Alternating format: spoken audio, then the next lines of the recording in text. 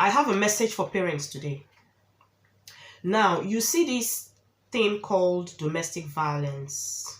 Whether you believe it or not, we all have a role to play in it. We are all, in one way or the other, contributing to domestic violence in the couples' homes, in the families, in the lives of married people, in the lives of married couples, in the lives of our children, our nephews, our nieces, our friends, our cousins, our daughters, and whatever. We all contribute to their domestic violence. And for the ones that have died, in one way or the other, we all contribute to their death. And you want to ask me why? Yeah. Whether you are a family member, or be it a friend, or be it the church, or be it the parents, the society at large has a part to play in every domestic violence that happens, especially one where one's life is lost. You know, we're very, very sentimental. We Africans, we're very sentimental when it comes to certain issues, when it comes to certain topics, especially things like marriage. We are always very choosy about what to talk about and what not to talk, about how to judge it and how not to judge it. Listen, why I said we all have a role to play or a part to play, we all have a contribution in this domestic violence that affects most people, most families, most marriages, is because, one, there are several cases where women who are domestically abused speak out. She usually comes up, she opens up, she talks about what she's going through. She talks about how the man treats her. She talks about how the man bullies her. She talks about how the man physically assaults her. In some cases, she goes to the church, and because the church would not want to be involved, or they will not want it to look like they contributed in her divorce, they will join hands together and say, let's pray. God will touch his heart. God will melt him. God will straighten him. God will change him. And then after that, they tell you to go back to your husband's house because you cannot be divorced. And out of fear, out of shame, maybe because the woman belongs to one department or the other in the church, and you feel that when you are divorced, you cannot come back to the church, you cannot participate in church things. On the other hand, the society contributes because they have this notion that once you leave a man's house, you are up to nothing in society, you are up to no good. Once you drop that title, Mrs., that is it, your respect falls to the floor. Your dignity is tarnished. Nothing good can come from you anymore. So whether you believe it or not, whether you like it or not, you remain in the man's house and change him. And when you speak, they tell you to pray for him. When you complain about the physical assault, the way he beats you, the way he punishes you, the way he bullies you, the way he deals with you, they will even ask you, what is that thing you are not doing well? What is that thing you are even doing that is triggering this man? There must be something you are doing that is making this man unhappy. In most cases, the woman takes the blame. And then when you come back to the families, to the parents of the child, of the girl involved, of the woman involved, that's the point of this particular video. Now, every other factor, every other point, every other person that has a contribution to domestic abuse or violence in anybody's marriage is secondary. The first people that should interfere when anybody speaks out about domestic violence in a marriage is the parents of the girl, the parents of the bride. You are the first point of contact. You are the first set of people that should look into the situation and find a way out. But what do we do now? Most of our parents, most of the parents we have are either so self-centered. They only think about themselves. They don't think about the life of the child involved. They don't think about the future of the child involved. In most cases, I have heard stories about women speaking up to their parents, speaking up to their mothers or their fathers, speaking up and saying, see, I don't like the way he treats me. He hits me. He slaps me. He embarrasses me in public. He bullies me. He does this to me. He does that to me. And they will tell you to manage. Sometimes, even when it hasn't gotten to the physical aspect, let's assume that the man is only, maybe he has bad mouth, he talks to the woman anyhow. Let's assume he curses her. Let's assume he insults her. Let's assume he does different things to her. But he hasn't laid his hand on the girl. When the girl goes to her family to talk, to complain, to explain what she's passing through, guess what they tell her? As long as he is not beating you, manage. In most cases, that is the kind of things we have heard. As long as they will ask, is he beating you? When you say no, manage now. You should even be lucky he's not beating you. Just manage. God will touch him. We will pray for you. We will pray for you. Even when the girl reports of physical assault, even when there is a beating involved, and the girl goes to the family, a lot of parents are very, very much guilty of this because of different reasons known to them. Either because they belong to a church where they feel it is an abomination for their daughters to be divorced. Maybe they belong to a church department and they are the head HOD of that department. They don't want to bring shame to themselves. Maybe they belong to a committee in the church and they don't want it to look as if, oh, my daughter is not in a husband's home. It's not in a husband's house. So if she leaves her husband's house now, how would they look at me? How will they view me? And all that. Maybe they belong to a society in the church and they do not want it to look as if, if you cannot handle the affairs of your home, how then are you going to handle the affairs of the church? Maybe these parents, or maybe in this particular case, maybe the mother of this girl belongs to some kind of club, social gathering, Umuada and co. And she feels that all the women in this my society, in this my group, their daughters are in their husband's marriage, their husband's house. So if my daughter leaves her own house, her husband's house now, how will they look at me? They will not accord me respect again. They will not give me the respect that is due to me. Blah, blah, blah. Maybe the mother even belongs to a Catholic women organization. So she feels that, no, let me just, please, don't bring shame to me, whatever he does to you, because endure it, manage it, God will change him. I don't want embarrassment in this society. You see other people's daughter are in their husband's homes, so if you come out now, how will they view me? Please, endure it, just be there. Maybe they have some kind of high set or maybe category kind of friends, the high and mighty in the society. So they believe that, if my daughter leaves her husband's house or my husband's home, maybe my daughter's husband is connected. I will not be able to get that kind of connection, that financial support that he's giving to us, or we cannot get the contracts they've been giving to us through him. There must be some financial outlining behind. Or maybe they collected a huge amount of bride price for their daughter. So now they are scared, because if they tell the man to return their daughter, then the man might ask them to return his bride price, which they cannot afford. There are different selfish reasons a lot of parents adhere to, even when their daughters' lives are at stake. They hold on to this for their own selfish reasons, not minding whether the child's life is at stake or not. Charity begins at home. What you cannot fix in your home, don't expect any other person to fix it for you. If as a parent, your child comes to you and reports, mommy or daddy, the way Emeka or the way Chris or the way Sunday or the way Augustine is hitting me at home, I don't like it. It is your responsibility as a parent to sit that man down and talk some sense into him. Sit him down and ask questions. What is happening? Where did this whole thing go wrong? What next from here? Not for him to come and sit in front of you and smile, and you yourself, you just relax and smile sheepishly as if it is a goat you handed over to him, not a human being, not your daughter. Parents should learn to live up to their responsibility. Do not think because your child is of age that can actually marry so she can take care of herself. Listen, once the girl is dead, she is dead. Chapter is closed. Look at the case of this woman that just passed on now.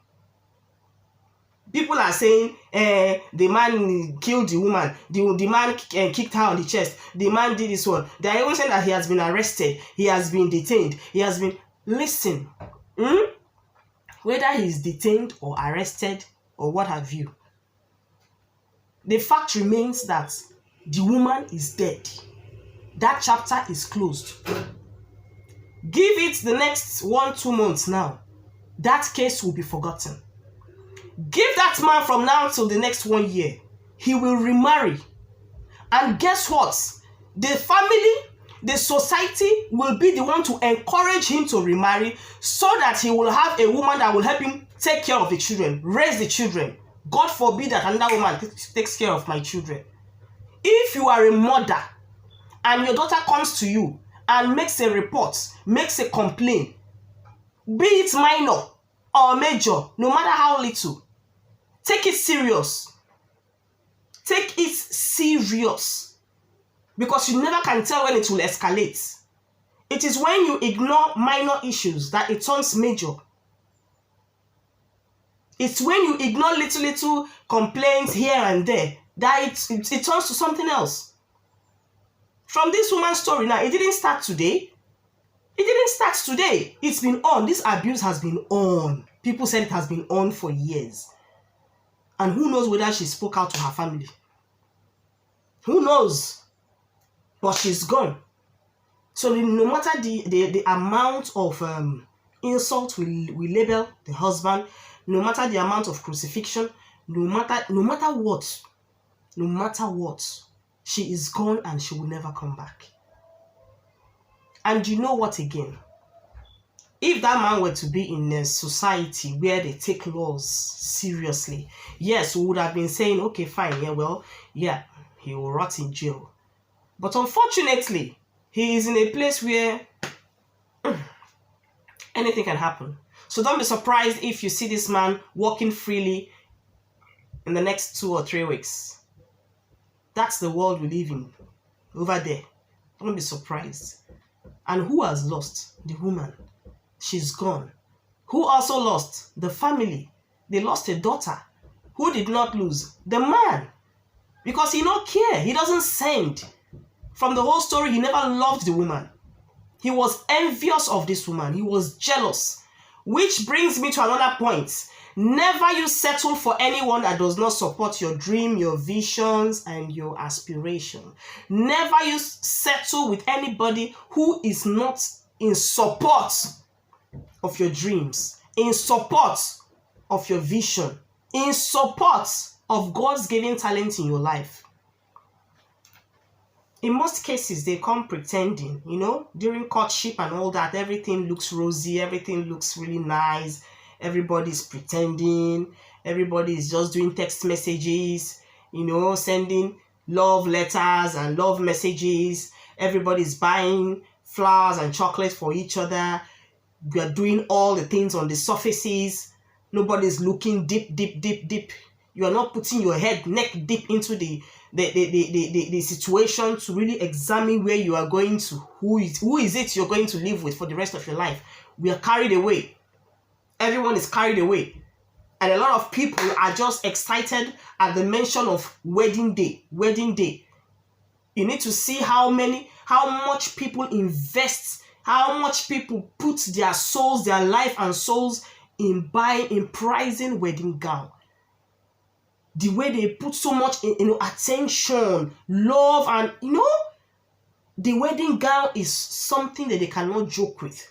But when you ask them, where do you want this marriage to go from now to the next 5 years? They have no idea. All they know is they just want to do wedding and be married. What next after that? We'll marry now, we'll start having children. That is it. Then when they enter the marriage, they will not want to start planning what the marriage will look like. Listen again, ladies. If you don't have a means of income, money, as in if you don't have a job or a business, no matter how little, don't even dare enter any marriage. Don't try it. Because that is one of the reasons why a lot of women are hooked, why they are stranded in abusive relationships. Because the man will be torturing them, the man will be dealing with them physically and otherwise, but they cannot escape because they don't have the means to. They don't have the means to. So they will rather endure it, manage. Let them just stay. Another reason why a lot of women endure abusive, domestic abusive relationship is because of children. But guess what? The moment you drop dead, another woman will come and help you raise those kids. So the option is in your hand. Choose if you want to live and take care of your children, manage, drink garri together. Or if you want to delete, let another woman come and maltreat them for you. Just choose the scenario that you think is palatable for you.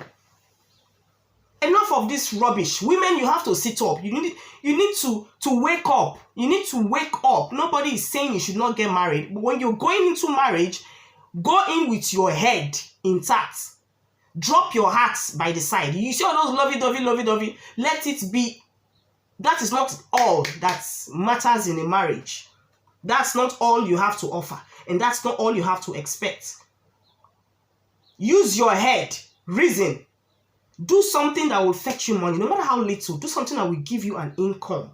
Do something that will, so that at least if anything happens, you can stand. Nobody is praying for a negative result or outcome in relationship or in marriages. And at this point I just made now, some people will say, why would they be saying hold money in case? Are you saying we should be thinking otherwise? Maybe we are wishing so that something bad will happen and the person will listen.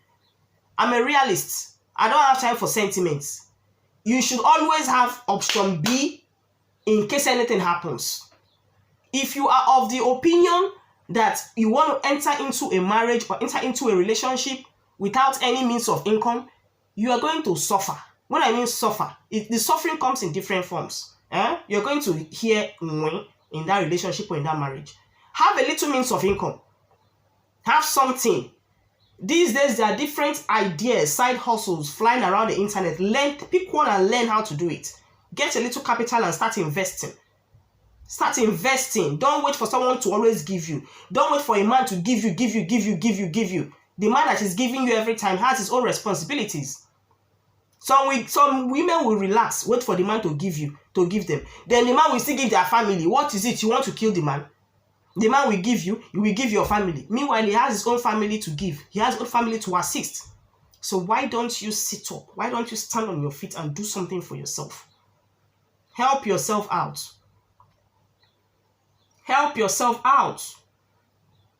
And for marriages, relationships, partners, spouses that are envious of each other's success, this is another angle entirely. I don't know what to call this one. This should be Witchcraft 101. Because I don't understand why a man should be envious of the success of his wife. Like a woman is doing well and you're not happy about it. It's one thing not to support, but it's another thing to be envious. If you don't want to support her, like, okay, fine, I don't care what you're doing, make your money and face your way, it's okay. But do not become envious to the extent that your inferiority complex will want to make you harm her. Do not be envious to the extent that you want to kill her dreams. You want to bury her vision. Don't. It's so painful the way a lot of people... Listen, I was speaking to a group of ladies recently, and a particular woman made a statement that, it kind of sets my brain up somehow. This woman is in her 50s, and she said, there are relationships or there are marriages you enter, and the minute you step your feet, everything about your destiny diverts in that direction. If you were going like this before, on a straight path, the moment you enter that marriage, another direction, you won't even know what took you there. You won't even know how you diverted. You won't know how your life will just take a different, meaningless turn. If you were the career person, or if you were the business-oriented person, or if you had a vision, if you had a dream, if you had something promising for yourself, before you know it, everything will come crumbling, And it's not a spiritual thing. It's not a spiritual thing. It's just that the person you are living with, or the person you are hanging out with, or the person you are doing things with is not in support of your dream, will not encourage you, but rather we want to use attitudes to destroy that thing you're doing. There are situations whereby people will say, this thing, I wanted to have a supermarket, I wanted to have a boutique and run my own business. But, if I start making money now, I don't want him to think, I'm making more money than him. Some women will even say things like, I'm a lawyer, I'm a qualified lawyer, I've been called to the bar. But I know that the moment I open my own chamber now and I start having clients and I'm making money and I'm succeeding, my husband may not be happy. Some people will even say things like, I'm a graduate, I cannot do my master's now because my husband has not done his master's yet. I don't want it to look like I'm a step ahead of him. So they will pause their lives. These are very common issues in the society. Very common issues. So because of that, they pause their lives because they don't want the person next to them to think you are moving too fast. Things are happening. Before you get serious with anybody, marriage in particular, you really need to pray. You really need to talk to God. You really need to tell God to put you on the right path. You really need to tell God to put you on the right path. You do not need to talk to your pastor. I am not saying talk to you. That is where we miss this thing in most cases. A lot of people think that before they get married, okay, I have a pastor, let me go and meet him. I will submit all the names of the 7 men I want to marry so that he will pray. He will look at the names and tell me which one I will marry. The moment you do that, you are already on the path of failure because nobody has the power to tell you who your husband is. Nobody has the anointing or the gift to tell you who your wife is. You sit down and do the critical thinking. Ask yourself the normal questions. I like this girl or I like this boy. If you are a graduate, you ask yourself, is the person learned? Did he go to school? Did she go to school? Does this person have a promising future? Does this person have a good character? Is this the kind of person that will endure with me in times of hardship? Is this the kind of person that I can show to the public? Is she attractive enough? Is he attractive enough? Does this person come from a good family? Does this person have health issues? Ask questions. In some cases, some of our problems are 80% physical, 20% spiritual. In some cases, everything is not fire. Everything is not witchcraft. Everything is not spiritual. Sit down and ask questions. Because when you take it to your pastor, it's good.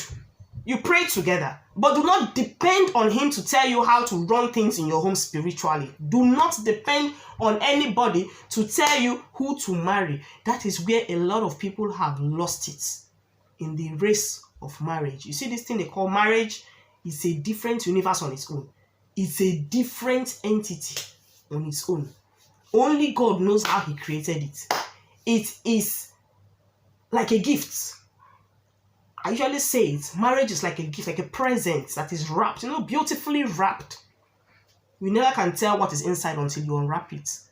So that is why they say when you step into the marriage, anything you see, collect it like that.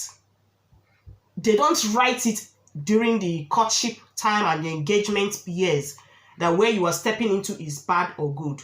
It's only after you've gotten inside that you see exactly what is behind closed doors.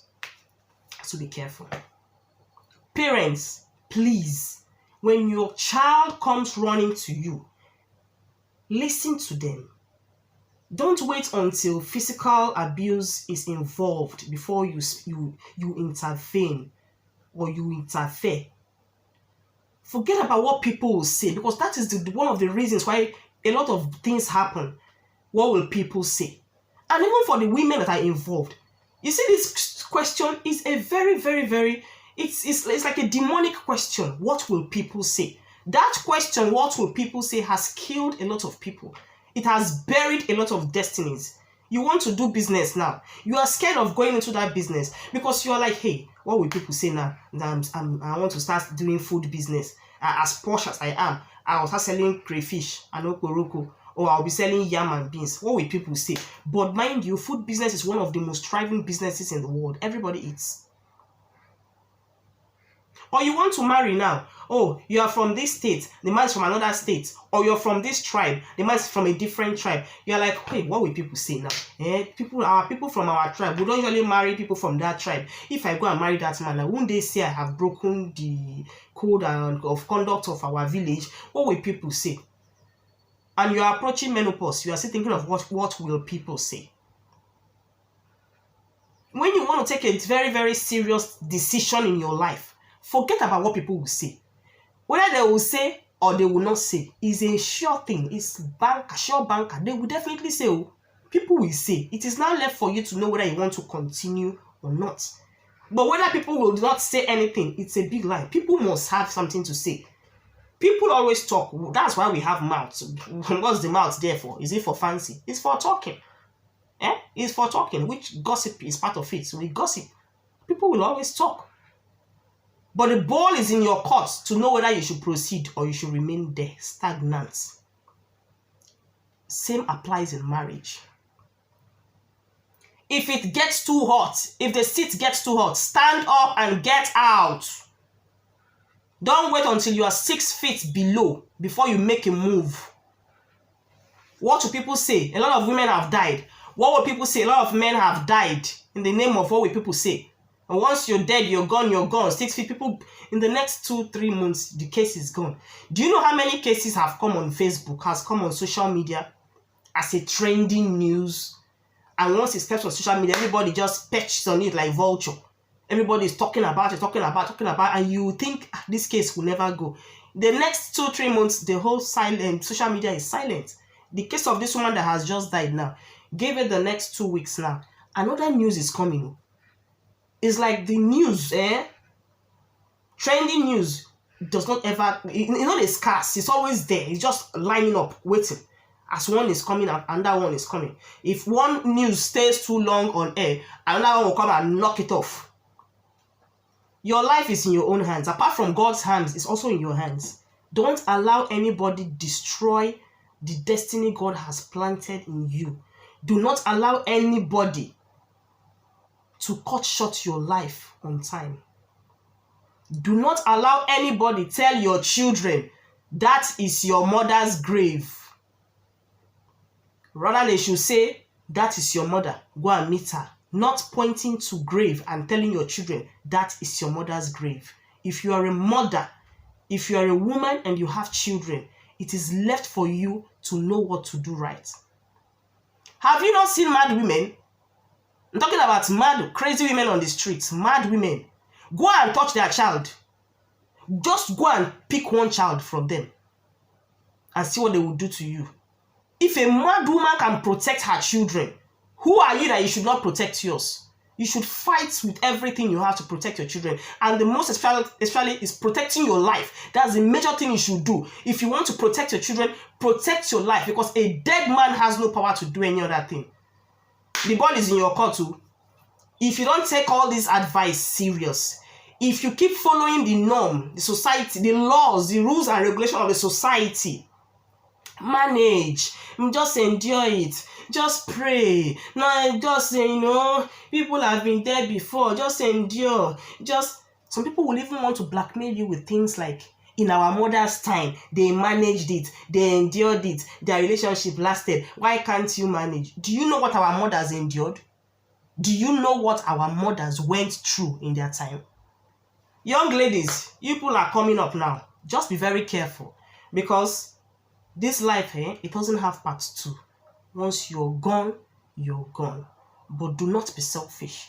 Think of your children so that you do not leave them alone in this wicked world. Shalom.